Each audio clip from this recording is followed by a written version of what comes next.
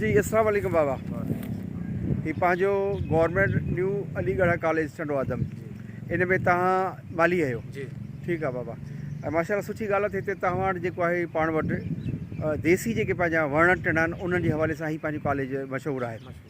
त काफ़ी अहिड़ा वण आहिनि जेके हिते तमामु बहितरीनु ऐं नायाबु आहिनि। त हीउ जेको अमलतास जे वण ते बीठल आहे त इन अमलतास जे वण जे बारे में तूं छा ख़बरचार ॿुधाईंदे हीअ कॾहिं लॻल आहिनि ऐं हिन मां फ़ाइदो कहिड़ो आहे? हिनखे साईं तक़रीबन 20 साल थी विया आहिनि साईं। 20 साल? जी हा 20 साल थिया आहिनि साईं। हा हिन में हिकिड़ो डंडो लॻंदो आहे हा हुन मां हिकिड़ी गिरी निकिरंदी आहे साईं, हुन मां घुंटी ठहंदी आहे ॿारनि जी। हा ऐं गुल बि भला निकिरंदा आहिनि। जॾहिं गुल निकिरंदा आहिनि पोइ साईं पन कोन हूंदा आहिनि, सिर्फ़ु गुल हूंदा आहिनि। पोइ गुल छणी वेंदा आहिनि, पोइ डंडा ऐं पन ईंदा आहिनि। पहिरीं पोख कीअं आहे? ॿिज कीअं आहे? ॿिज साईं हिन मां निकिरे थो। ॿिज निकिरे थो। हीअ अमलतास जी लड़ीअ मां मां ॿिज निकिरे थो। निकिरे थो। ठीकु आहे। हा हू पोखणो थो पए साईं। हा बसि उहो तयारु थी वञे थो फल। ऐं हीअ तूं ॿुधाईंदो घणा 20 सालनि जा? 20 सालनि सां। एतिरो वक़्तु वण बीहे थो वई? जी साईं जी। हीअ 50 साल बीठा हूंदा साईं, 100 साल बीठा हूंदा साईं। हा हा जी साईं। हा हा 100 साल साईं से बीठा हूंदा, को मसइलो न आहे हिन में। साईं तव्हांजी महिरबानी। भली ॻाल्हि हीअ आहे त हीउ पंहिंजो जेको न्यू अलीगढ़ कॉलेज आहे इन जी ख़ूबसूरती जिते असांजी तइलीम आहे, तरबियत आहे, उस्ताद सुठा आहिनि, असां ख़ुशनसीबी उस्ताद आहिनि हिन कॉलेज में, असांखे पंहिंजी सर्विस जो मौक़ो मिलियो आहे। पर हिते जे अचण खां पोइ जॾहिं मूं महसूसु कयो आहे त जेके देसी पंहिंजा वण आहिनि, मिसाल तौरु अमलतास आहे ऐं हू जेको वणु पाण ॿुधूं था, हा बेल पत्थर, ऐं इन खां सवाइ लेसूड़ी खां वठी निमू, टालियूं, अंब, माना ईअं सम्झो अहिड़ो गुलिस्तान लॻे थो। त ख़ासि तौर ते हीअ जेके वण बीठा आहिनि इन अमलतास जे हवाले सां, हीअ अमलतास जो जेको वणु आहे साईं इहो बिल्कुलु माना आख़िरी माना ईअं सम्झो त माना पंहिंजो जेको ॿिज खां पोइ माना फरियूं कयूं आहिनि। हाणे फरियूं हुन जूं माना मेवो हुनजो पची चुको आहे। हाणे तव्हां ॿुधो त जेको हीउ पचे थो, हीउ पची थो वञे, त इन पचण जो हीउ कहिड़े कमु अचे थो? साईं घुंटी ठहंदी आहे ॿारनि जी। माना कंहिं ज़माने में असां बि ॿुधो त माना घुटी जेका ॿार खे विझबी माना जी हा पंसारी से मिलंदी आहे साईं।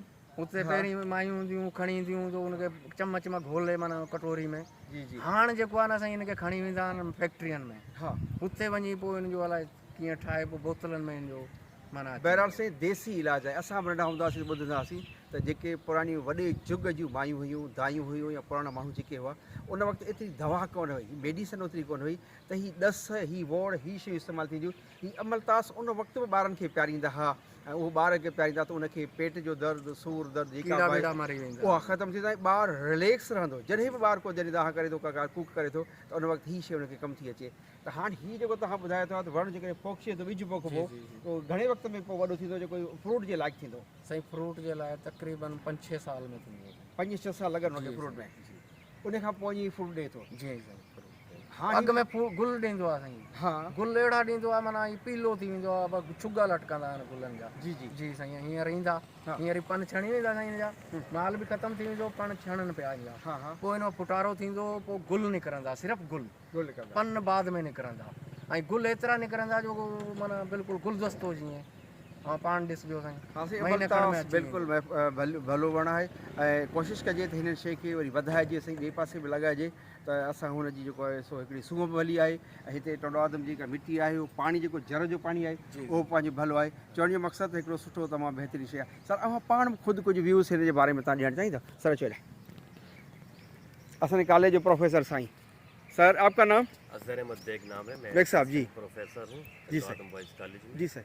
टंडो आदम बॉयज़ कॉलेज बहुत ही तारीख़ी कॉलेज है और इसमें ना सिर्फ तालीमी सरगर्मियों के अलावा गैर निसाबी सरगर्मियाँ भी बहुत ही शानदार रही है शुरू से, और नबातात के हवाले से, दरख्तों के हवाले से बहुत ही शानदार हमारा विरसा है, जिसके अंदर जनाब हमारे यहाँ पर बेल पत्थर के दरख्त हैं, हमारे यहाँ पर जनाब खज्जी के दरख्त हैं, हमारे यहाँ पर जनाब अमलतास के दरख्त हैं, हमारे यहाँ पे लहसुने के दरख्त हैं, और हमारे यहाँ पे जनाब लीमू के दरख्त हैं, हमारे यहाँ स्पेशली बूंदी एक होती है छोटी, वो उसके दरख्त हैं। तो माशाल्लाह हमारे यहाँ सर ही वण जेको साम्हूं बाबा हुन छा नालो? सुहांजड़ो। जी सही, सुहांजड़े के बारे में भी बताओ सर। बिल्कुल, सुहांजना जो है आपको पता है कि आज जदीद रिसर्च से ये पता चल रहा है कि सुहांजना हमारे लिए बहुत ही शानदार है। तो उसका भी दरख्त हमारे पास एक नहीं, एक से ज़्यादा जायद दरख्त मौजूद है। और सुहांजना तो आपको पता है ज़ियाबतीस के लिए, शुगर के लिए बहुत ही इम्पोर्टेंट है, और अब तो इसके बाकायदा पाउडर जो पत्ते जो हैं उनको खुश्क करके पाउडर बना के इसकी फक्की बना ली जाती है। जी जी मार्केट में अवेलेबल है। तो इस लिहाज से हमारा अगर देखा जाए तो बॉटनिकल हमारा एक पूरा सिस्टम यहाँ पे मौजूद है, पूरा गार्डन है, बॉटनिकल गार्डन है। जी जी हम जी इसको ऐसे कह सकते हैं कि जहाँ पे रिसर्च पर्पस के लिए जनाब वो मेडिकेटेड जनाब प्लांट्स होते हैं, तो उस हिसाब से यहाँ पे मेडिकेटेड प्लांट्स अवेलेबल है। अब ये है कि ज़रूरत इस अमर की है कि इसको और फ्लोरिश किया जाए, इसको और इस पर तहकीक की जाए, देखभाल ज़्यादा की जाए। देखभाल ज़्यादा की जाए। सर बहुत बहुत शुक्रिया सर। सर आपकी मेहरबानी, थैंक्स बड़ी।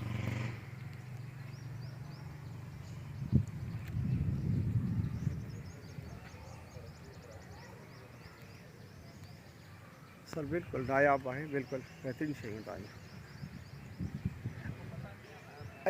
नीम का पता जो है, नीम के बारे में बताइए। नीम की भी बहुत सारी चीज़ें हैं सर। नीम तो सर वो आपने पता है अल्लामा आया काजी ने under the green wood tree, neem tree के मुतालिक बड़ी खूबसूरत जो है ना वो नज़म भी कही थी इंग्लिश के अंदर, तो वो बहुत ज़बरदस्त। एल्सा काजी ने, मिसेस एल्सा काजी, जी जी मिसेस एल्सा काजी ने नीम ट्री उनको बहुत पसंद था।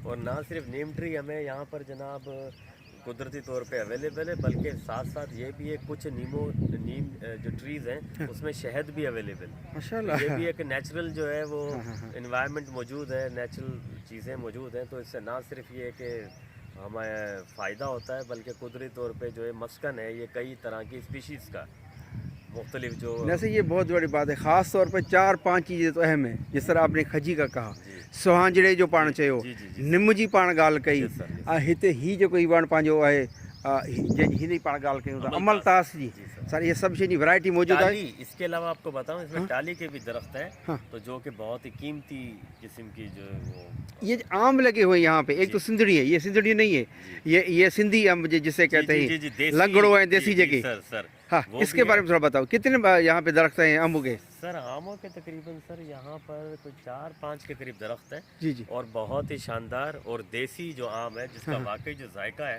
तो ये टेस्ट अच्छी है उसकी, टेस्ट बहुत शानदार है। अल्लाह पाक की कुदरत है, उस ज़ात पाक ने हमें ये नेमतें नवाजी हैं। और साथ साथ जो हमारे यहाँ पे माली हैं जो काम करने वाले हैं, साथ में जो वक्तन फ़वक्तन यहाँ पे प्लांटेशन होती है, प्लांटेशन की वजह से अल्लाह के फजल व करम से यहाँ पर पौधों की कमी नहीं है, बल्कि पौधे जो है वो दिन ब दिन उनमें इजाफा हो रहा है। ये जो ज़मीनी पानी का वाटर सिस्टम जो था, जो अब हम इंशाल्लाह कोशिश की है वो चल गया है, ये जिसे हम ट्यूबवेल कहते हैं, इस ट्यूबवेल को ज़री ज़मीनी पानी से यहाँ पे कितना फ़ायदा इसको हुआ है? सर ट्यूबवेल से तो सर बहुत शानदार फ़ायदा हुआ है। कि वजह यह है कि चूँकि इतने ज़्यादा दरख्त हैं, इतने ज़्यादा पौधे हैं जी सर, तो इनकी देखभाल के लिए यकीनी सी बात है हमें पानी की ज़रूरत होती है।